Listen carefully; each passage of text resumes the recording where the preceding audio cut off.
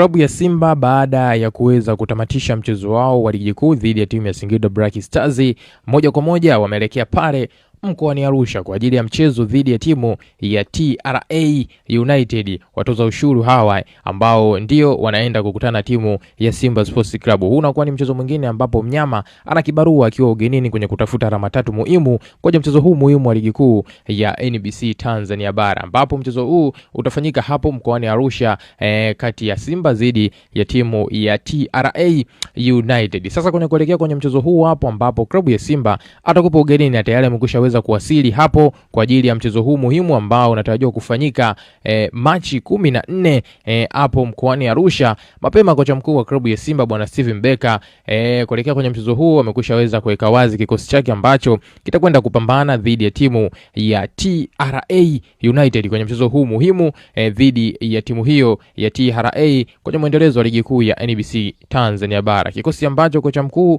wa klabu ya Simba amekiweka wazi na kigusia pia kitakuwa kina mabadiliko makubwa kwenye maeneo mbalimbali kufuatia uhitaji wa mchezo, lakini pia kufuatia namna ambavyo kocha anafanya rotation yake kuhusiana na wachezaji wake ambao wapo kikosini. Kwa hiyo kikosi cha kwanza kitakuwa kina mabadiliko kidogo katika first 11 dhidi ya timu ya TRA.